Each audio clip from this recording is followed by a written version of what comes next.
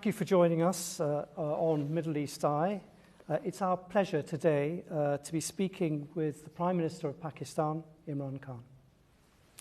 Prime Minister, have we reached an inflection point in world history with the departure of the US from Central Asia? Will the region now pivot towards China as the investor and de facto security umbrella? David, it's too early to say. Right now, events in Afghanistan are still evolving. People like us don't know where it's going to go. But the US presence no longer there. There's obviously going to be a vacuum. Who's going to fill it? China is obviously the emerging power. But the way we look at it is that, and having spoken to all the regional countries surrounding Afghanistan, everyone thinks that this is a great opportunity because Afghanistan is the trade corridor between all our countries. Central Asian countries connected to Pakistan and the Indian Ocean through Afghanistan. It's a very important country in that way. And what we would really like is that it's no longer either you're in US camp or China camp. I feel that it should be what this whole region needs, economic ties, economic connectivity. That's what we are looking for. Which brings us on very quickly to the issue of sanctions, which is being talked about. Perhaps you could talk, what is your view on that? And give us a sense as the neighbouring country knows more than anyone else. What is the situation on the ground in Afghanistan at the moment? Well, 20 years of civil war, devastation in Afghanistan. Basically, the government only functioned in the cities. Rural areas were more or less controlled by the Taliban. So now you have a situation, Taliban have taken over. Now, I would imagine there is a lot of, when you come into power after 20 years, in our case, we came into power after 22 years, you have a lot of problem dealing with people who have given a lot of sacrifices, or different sacrifices for my party, but in their case, with blood. Now, they would want to get placement in the hierarchy of the government. And yet the government is clearly trying to get international acceptability. So it wants an inclusive government. It talks about human rights and not allowing its soil to be used for terrorism by anyone. And I think this is where the world, it's a critical point for Afghanistan. The world must engage with Afghanistan. Because if it pushes it away, within the Taliban movement, I would imagine there would be hardliners. And so it can easily go back to the Taliban of 2000, 20 years ago. And that would be a disaster.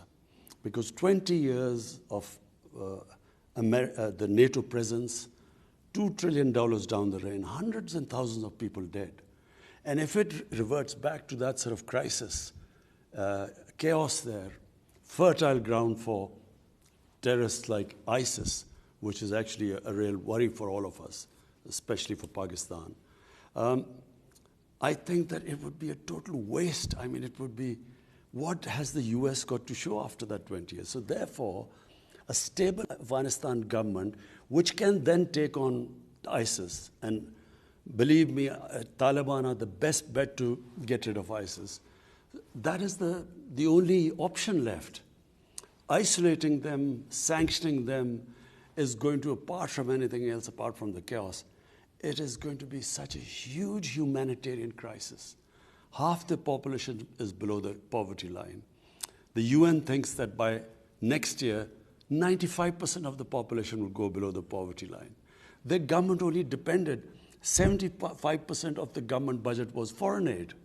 So if they leave them like this, my worry is it could easily revert back to 1989 when the Soviets left and the US left, and 200,000 Afghans died in that chaos. And that's where Taliban emerged, in that chaos. So I think it's a critical time, and the US has to sort of really pull itself together because people in the United States are in a state of shock. It seems that they were imagining some sort of a democracy or nation building or liberated women, and suddenly they find Taliban back, and I don't think they have sort of found their feet as yet. There's so much anger and shock and surprise, but unless the U.S. takes the lead, we are worried here that chaos in Afghanistan, we are the country which will be affected more after that. What did President Biden say when you put these points to him, as I imagine you will have done? No, I haven't spoken to President Biden as yet. You haven't spoken to President Biden? Well, it's up to him. It's a superpower. You're the next door neighbour to Afghanistan. They've just spent it's in the situation you say. Whether the Americans like it or not, you have an immense influence on the country. And President Biden has not spoken to you. I find that absolutely astonishing. Our security chiefs have spoken. Our foreign minister has been in touch with the U.S. Foreign Secretary. But no, we haven't spoken. But we are in touch. All these things we have spoken to the U.S. that look. Are they listening to you? I think, at the moment, as I say, just watching the Senate hearing, there's shock in the U.S. They can't believe what has happened. They can't, because they were obviously misled. They were being told that democracy was coming and women are being liberated and this nation building and so on.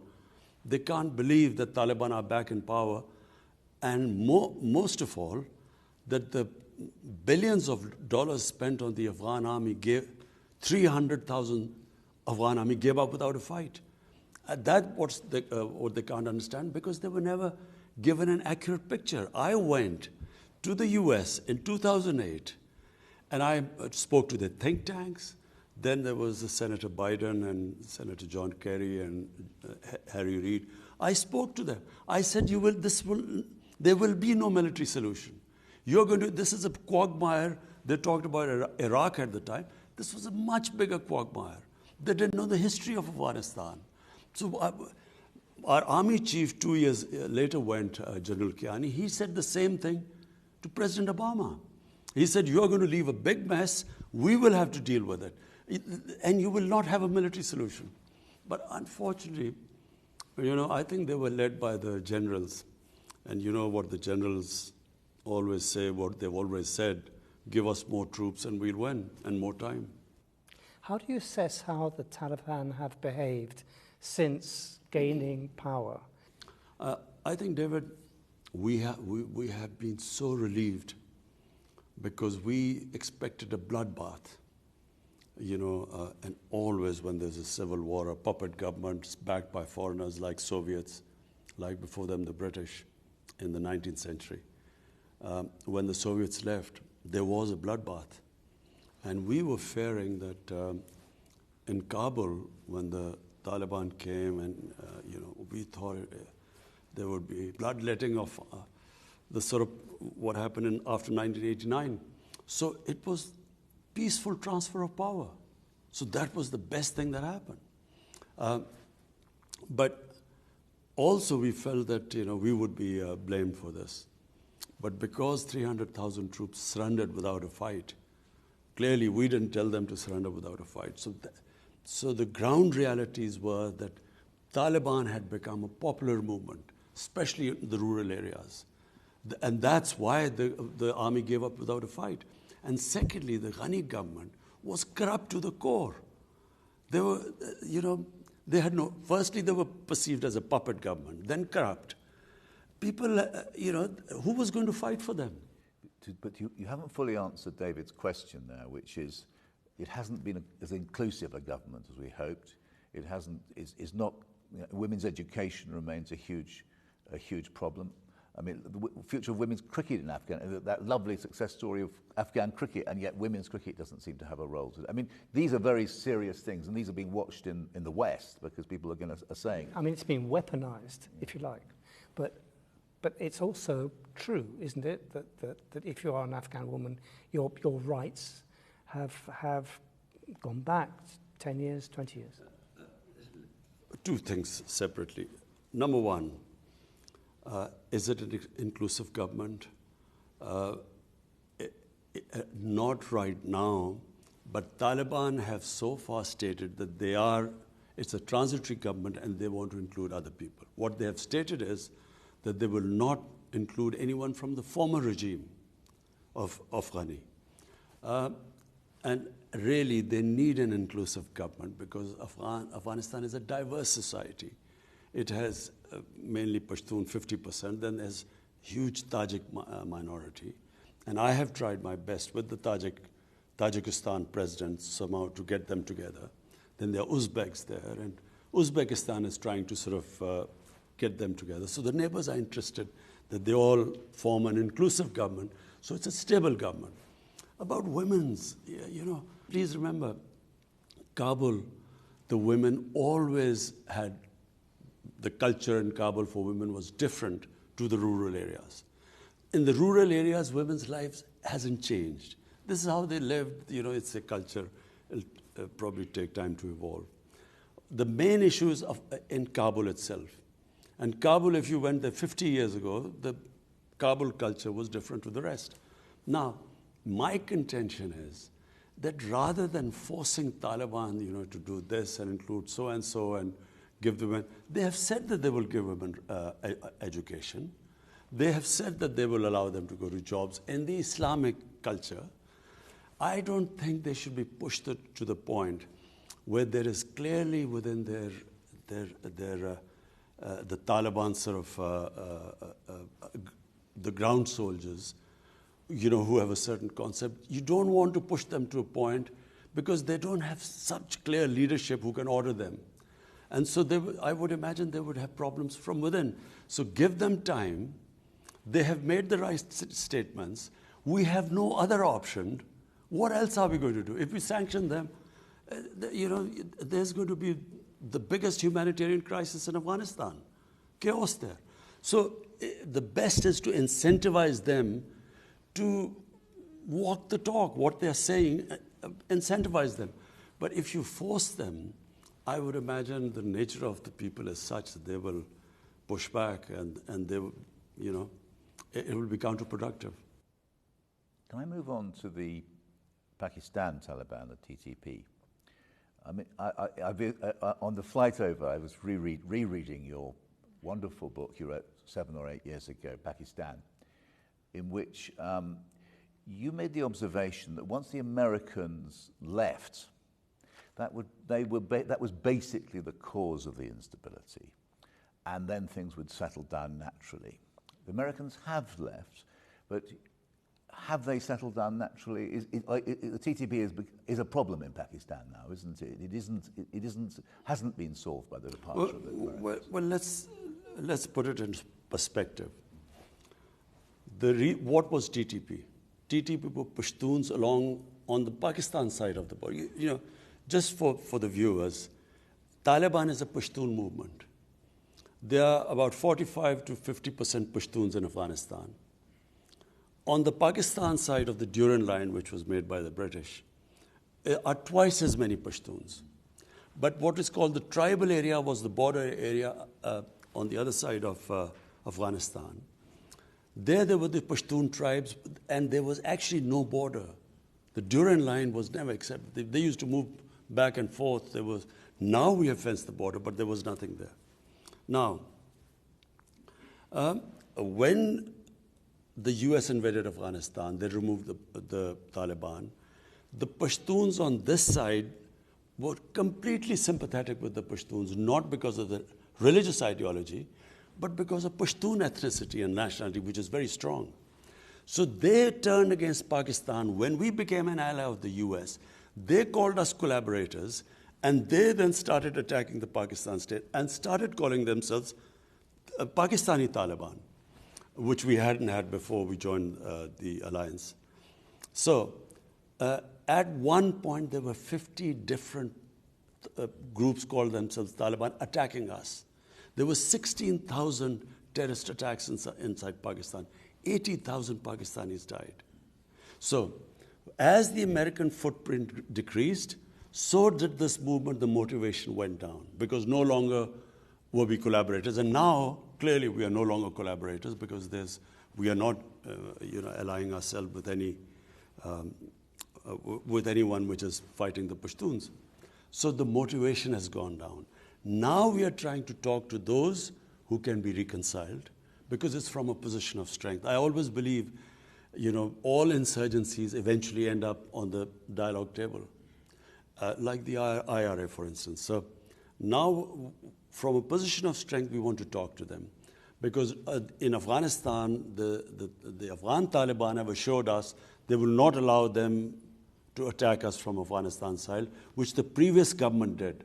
RAW, which was the Indian agency aligned with the Afghan intelligence agencies, they helped them conduct attacks. One was the biggest attack against the Chinese nationals here.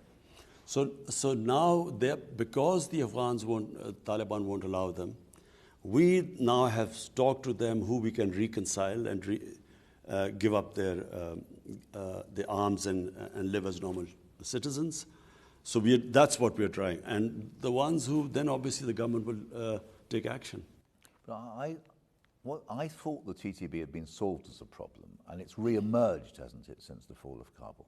No, the TTP was always, it had been pushed out of Pakistan. We conducted a huge operation. I've been there. I've seen it. In North Waziristan. And I very much remember presenting a wreath to the 5,000 or more martyrs who fought in that terrible conflict. But you're talking to people who have slaughtered tens of thousands of Pakistanis. It must be very, very tough, that. Remember, Peter, there were about 50 different groups. Motivations of different groups were different. A lot of these TTP were because of the collateral damage. In the Pashtun culture, in the code of honor, if a family member is killed by someone, they have to take revenge. And to take revenge, they used to join the other side. And there were 480 drone attacks in our tribal areas. Imagine the collateral damage that caused. And secondly, the military operations in our tribal area. Whenever army goes into civilian areas, there's collateral damage. In my opinion, in Afghanistan, the Afghan Taliban, one of the Afghan ambassadors told me here, he said most of the Taliban in Afghanistan who became Taliban were because of the collateral damage, night raids, aerial bombardment. Exactly the same situation was here. What is your view of the American use of drones now in Afghanistan? I think it is the most insane way of fighting terrorism. How do you, doing a drone attack in a village, mud huts, and expecting that there won't be other casualties. And a lot of times the drone attacks targeted the wrong people on wrong information. As we saw immediately after the fall, that terrible event, immediately after the liberation or the fall, how you carried it. Well, Peter, one of the reasons which sparked off, there were two attacks which sparked off insurgency, so-called Pakistan Taliban. One was in 2004 where they bombed some people who they thought were militants but were actually our own tribal people. And the next day they bombed the funeral where there were a lot of people gathering, and that's what sparked off anger there. Then they bombed, killed 80 people and said that they were all terrorists. They announced that they had killed 80 people. Turned out they had bombed a school and 80 children had been killed. So, and then a few days later, one of the parents then did a suicide attack in one of our army academies and killed 50 recruits. I've been there, yeah. And this is how it just multiplied. So, the more collateral damage, the militants grew. And exactly same thing happening, night raids, humiliations, going into people's houses, not knowing their culture, and then aerial bombardment. So the Americans say to you, can we have a base in Pakistan to launch attacks on ISIS? What will you say? I think that they don't need a base here because we do not want to be part of a conflict again. Pakistan was the biggest collateral damage of Afghanistan. By joining the US, no country paid such a heavy price as us. 80,000 Pakistanis died. Our economy was devastated. $150 billion lost to the economy. It was called the most dangerous place in the world. Cricket teams refused. Investors refused to come. Our currency lost half its value by 2008. So 3.5 million people internally displaced. We suffered because of that. And then rather than being appreciation for this, a country which had nothing to do with 9/11, which paid such a heavy price, we were actually scapegoated. Even now in the Senate hearing, they talk about Pakistani safe havens. There were 480 drone attacks. I mean, they see everything. They even spotted vehicles down there. How would they not spot these safe havens? So, I thought we were very unfairly scapegoated for, what was obviously clearly a big failure in Afghanistan. What role do you expect China to play in Afghanistan, and how would you typify Pakistan's relationship with China now? David, the Pakistan-China relationship is 70 years old. And it is probably one relationship which has stood the test of time. I mean, in all our ups and downs, China stood with us. In all different... when I'm talking about these drone attacks and the terrorism in Pakistan because we joined the US, I mean, our economy, our debt in 10 years, 2000 to 2018, it went up 4 times. From the total debt accumulated till 2008. In the next 10 years, it went up 10 times. So who was the country that came to help? We were going belly up. It was China who helped us. And so therefore, our relationship in that sense, people remember, you always remember those who helped you in your difficult times. It does. Why? The Uyghurs. I mean, there's no question that you are a senior Muslim leader, global, and you have been silent about what, at the very least, is a serious suppression of a Muslim minority in a neighboring country.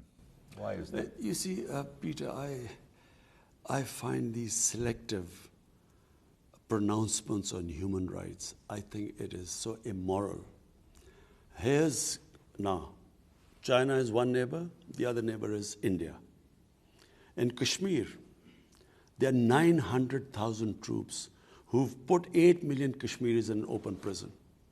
They have over 100,000 Kashmiris have died since 1989. The way what they are doing in Kashmir right now, and the UN reports saying what they are doing. Not one word of criticism in India, not just that, what they're doing to the minorities in India, to the Muslims in India, Muslims in Assam, the laws they have passed. It's a total racist government. Now, what I find so... Now we're going to come... Kashmir is a very serious subject. We really want to come on to that. But no, but Peter, I'm following from there. Now, they want us to criticize what's happening to the Uyghurs. We have spoken to China. The Chinese have given an explanation what is happening there. And our relationship with China is such that we have an understanding that between us, we will talk to each other, but behind closed doors, because that's their nature, their culture. We do not talk about it in public. But in public, all I want to say is that why is there not such indignance about what is happening in Kashmir by the same countries that want us to talk about the Uyghurs? And my second point is Peter, that there's the whole Muslim world is in turmoil. You go on from Syria to Yemen to everywhere, the Muslims dying. We, as a government, decided that our main focus right now should be a disputed territory between Pakistan and India, where all these human rights violations are taking place. Let the world take notice of that first, then we will talk about other violations of human rights. On Kashmir, the world seems to regard Kashmir as a Pakistan national interest. And you regard this as above all as a human rights issue. How can you separate the two agendas and get the world to focus on what's actually happening in India-controlled Kashmir? You see, David, Kashmir was a disputed territory between Pakistan and India, and this was confirmed by 2 United Nations Security Council resolutions, which said that the people of Kashmir will be allowed through a plebiscite under the UN auspices to decide whether they want to be part of India or Pakistan.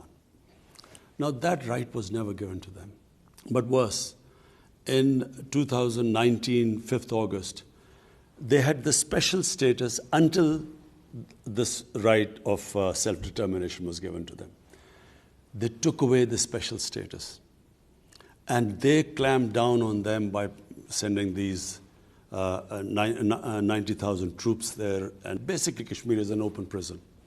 Now, our problem is that we are not now talking about it as a territorial issue. We are simply talking that allow the Kashmiris, and we in Pakistan have given them the other option.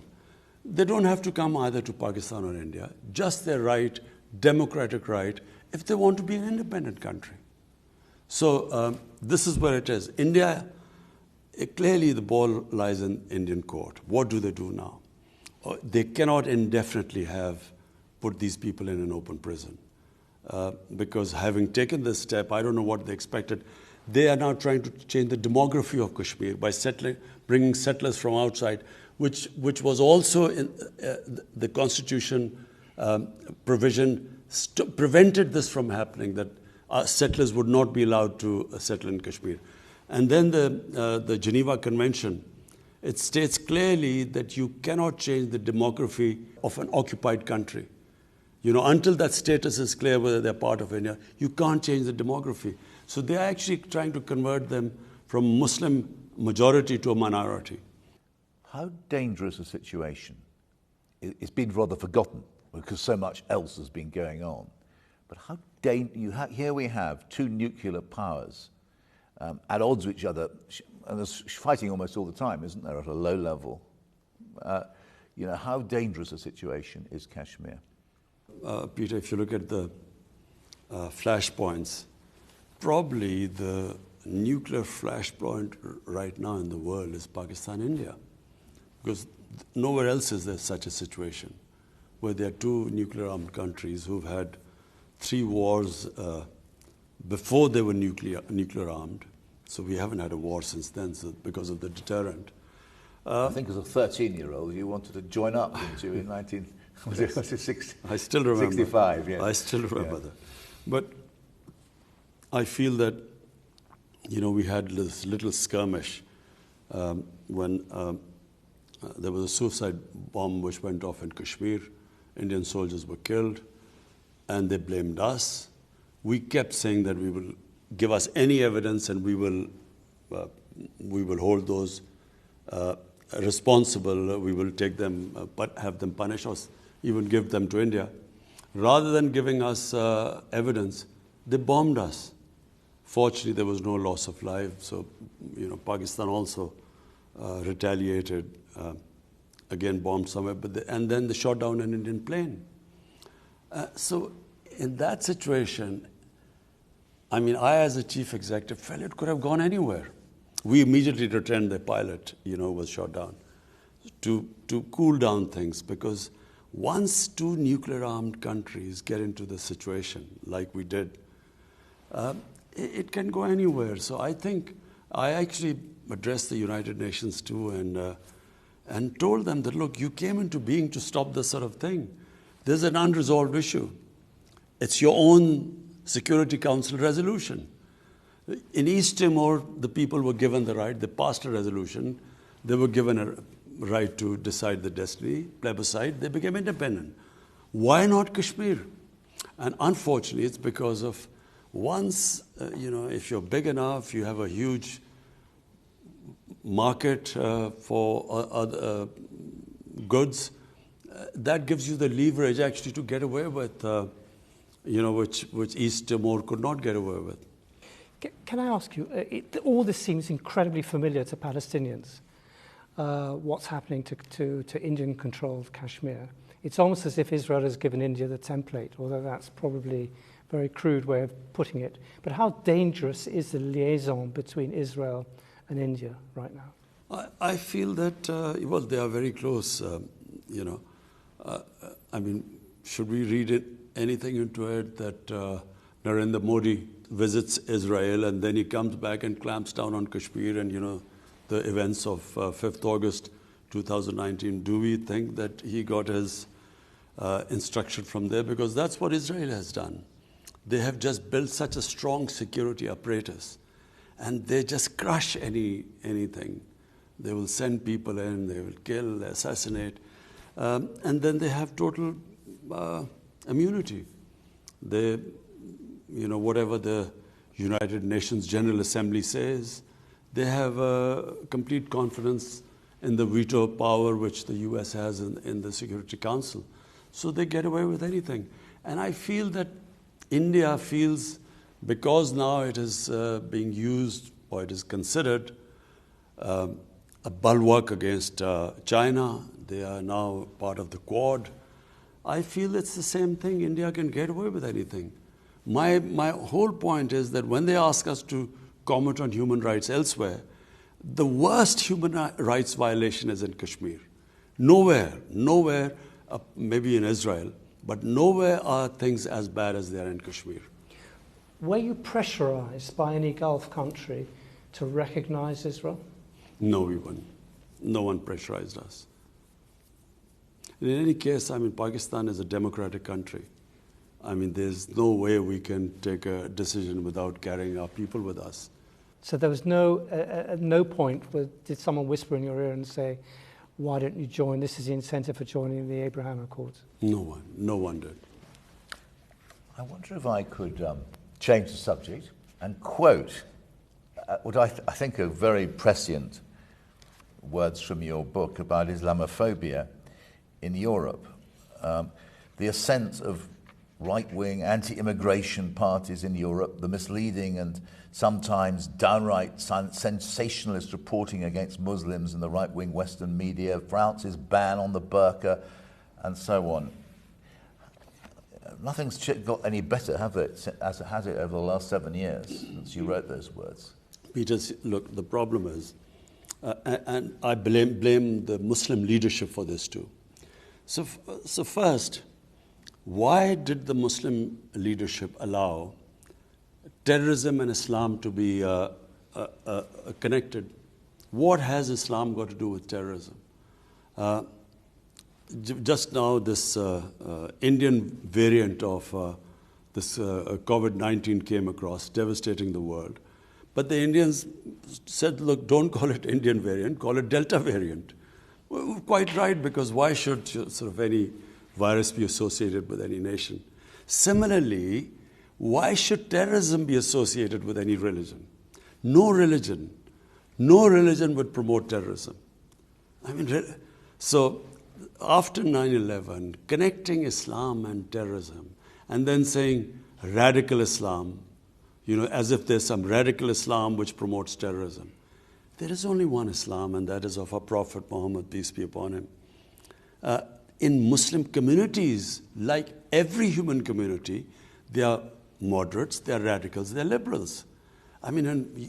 If I first went to Britain, when I first went there were these guys called skinheads. They would beat up people who was a Paki. They would beat them up.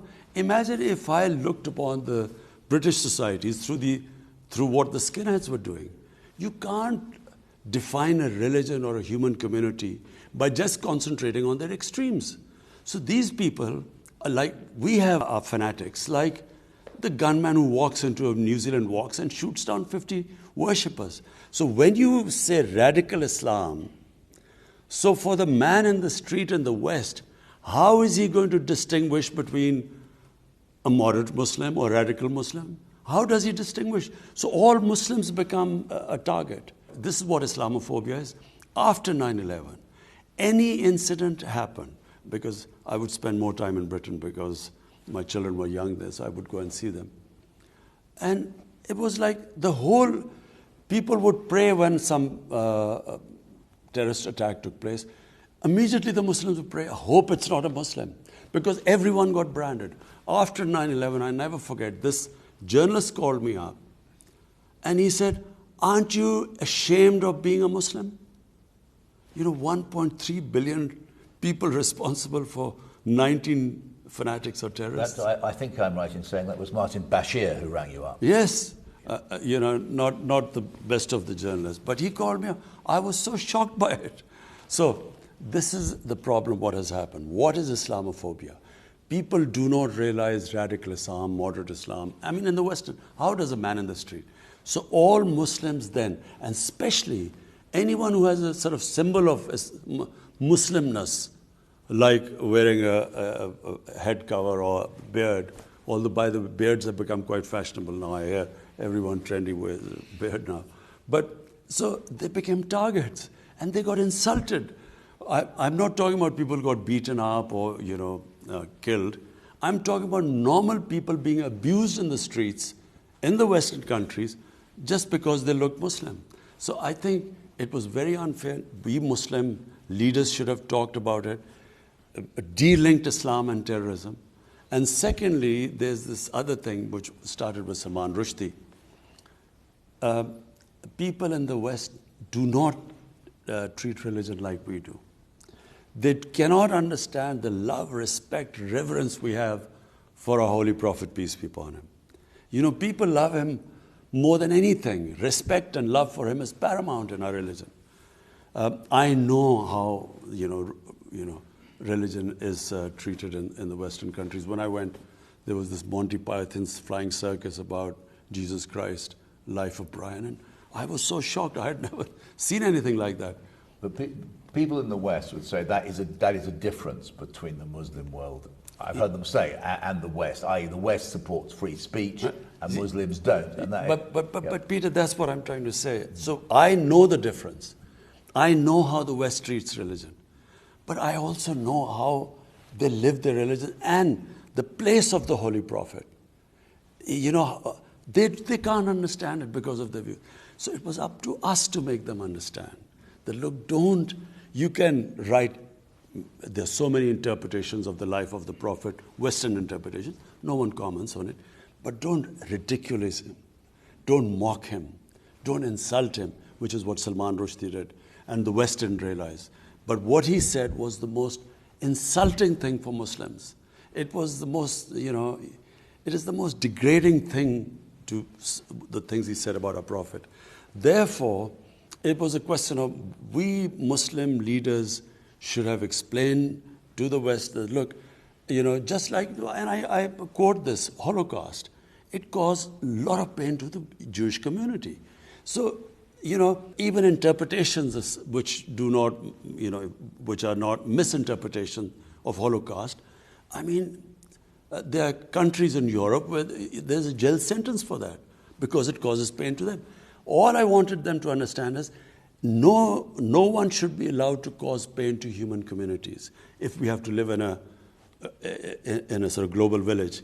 Therefore, we Muslims must every human community must define what gives them pain. This is what gives us pain. So all you have to do is not mock and ridicule and insult it, our Prophet, but their interpretations. You can write history. I read his historical books all the time by the Western writers about Holy Prophet and their interpretation, which we don't agree with, but no one objects to it.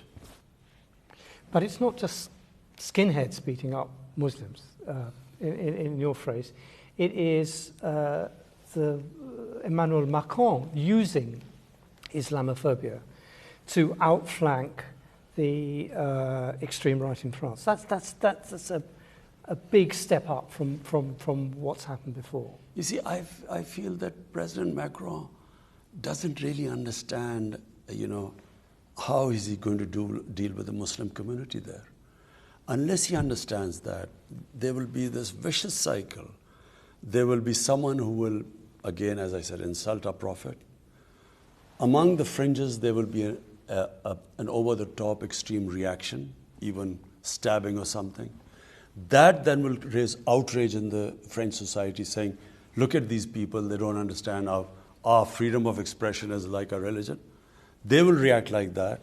Police will clamp down on mosques and something. They will then marginalize the Muslims more. From that marginalized community will again someone do it. So they are caught in this cycle. And to get out of it, all they have to do is, there must be an understanding that, look, if either you decide to expel all the Muslims from there like Spain did in 1492, or there must be some code of existence together. In Pakistan, we have this blasphemy law. The blasphemy law was made by the British when they were ruling India. What was the blasphemy law? That if there are 3 different human communities living in a village, previously what would happen is that someone would insult a sacred entity of the other community, there would be a riot, people would be killed. So they then said, look, this is not allowed. So instead of there being a riot, they would go to the police saying that, look, he's insulted my, and accordingly they'd act. So it was a deterrent not to insult other people. There has to be some sort of an equilibrium in the French society. Otherwise, my worry is that the cycle will keep going on and on. I know you've been very generous of our time. Can we ask 2 more questions? The first is climate change. We've got the big conference, I think it's next month in London. Will you be going? I'm planning to go. And what will be your message at this? I mean, many people say this is the last chance to save the world from some cataclysmic disaster. Do you agree with that? Peter, some of us, who've lived by nature, because I grew up, really where I lived was like a village, outdoors. It's now almost central Lahore. It is now. Zaman Park. It is. You can't sit outside it. It's like on the edge of a motorway. And then all my hobbies were, I would love trekking. Pakistan has the most beautiful trekking in the world. And then I loved this. In the winter, I loved partridge shooting, which was a beautiful time here. And so my life was outdoor. And then cricket outdoors on, beautiful grounds. People like us saw this change coming. You could see gradually the temperature getting warmer. And people in the villages, people who live by nature, also sense this. Maybe 20 years ago, you saw this happening. But the world, I think, in the last 2 years, have suddenly discovered these strange weather patterns. And countries affected, like I'm in Germany, look at what happened in Germany and so on. So, and the fires that are in California, Siberia, and Mediterranean countries. So, people have begun to realize that we are really now, the human survival instinct has, I feel, kicked in. They are realizing that if we keep going at this rate, things are just going to keep getting worse. And therefore, the emergency. My only worry is that the countries that are responsible for these carbon emissions are the developed industrialized countries. They are the ones who are really responsible for the high percentage of emissions. But I feel that they are making the right noises, but they are not willing to take the hard decisions because it is going to be difficult. When you change to renewables, it's going to be difficult, a little painful. Already they are talking in Europe about, the gas prices going up and so on. So I think that unless and until they walk the talk, what they are saying, they then, do it. They put their money where their mouth is. It's not going to happen because when you worry about your elections, you worry about unemployment. And with Donald Trump, he was quite forthright. He didn't even hide behind any euphemisms. For him, progress, growth rate, jobs were more important than climate. Now, unless climate becomes more important than this, I'm afraid we will have a lot of conferences, but for electoral purposes, people will make the right noises. But what do you want COP26? I think it's COP26 to do. For a start, look, it has a financial cost. If you want to really make an impact, you have to spend money on that. So clearly, countries like us, we're punching above our weight. We're planting 10 billion trees in this country. 10 billion now. 10 billion. We started 1 billion. We achieved that. We planted 2.5 billion right now. We are on our way to 10 billion. And then we are cutting down, we had coal power plant in the schedule. We scrapped that. And there's one going which, if we get some funding, we're willing to change that to renewables. And then we're trying to preserve, we're making different ways of preserving, our water supplies and increasing our oxygen, cleaning our rivers. Whatever we do, unless the richer industrialist countries, unless they take steps, I'm afraid, we don't. Our contribution to emissions are negligible, about less than 1%. To move on, finally, apparently you used to be a cricketer. England, the ECB cancelled a 5-day tour of Pakistan against the advice of the British High Commissioner, apparently. What was your reaction, given that all that Pakistan had done for English cricket in the last 2 years of those 2 tours, they come to the rescue during COVID, and then the English Cricket Board just cancels with no real... what did you make of that? What message did that send? Well, I've seen the evolution of Pakistan-England cricket ties over the years and with the other countries. I think that there is this... still this feeling in England that they do a great favor to play with countries like Pakistan. One of the reasons is that obviously the money is a big player now for the players as well as for the cricket boards. Indian cricket board now is the richest cricket board in the world. The money lies in India. So India basically now controls world cricket. I mean, they do whatever they say go. No one would dare do that to India, because they know that the sums involved, India can sort of produce much more money. So therefore, I felt that I think England let itself down. I didn't criticize, I didn't say anything. But I think England let themselves down because I expected a bit more from England. I did not expect them, just unilaterally without even consulting anyone. And of course, the biggest worry of protection of the foreign teams is for us. Imagine if something happens in Pakistan to a team, we are responsible. And we have one of the best intelligence agencies in the world. So I checked thoroughly. We had completely secured everything. I mean, even the New Zealanders, they got scared and they left. But in the end, I didn't really comment on it. I think the teams let themselves down. I think New Zealand let itself down by just from the stadium cancelling a tour on something which we know was a fake news, which was initiated by some Indian through Singapore. We know that. And, they got worried and they left. And then England, without even consulting anyone, they left. I think England let themselves down. And let Pakistan down too, because it's very important, isn't it, that after the terrible events a decade ago with the Sri Lankan team, that you've had this long period of coming back to world cricket, and then suddenly at the very last minute for England to turn their back on you, it was a kick in the teeth. It was disappointing, but I think England should analyze what they've done, the England team. They should ask themselves the question, what would they think if some country did that to them?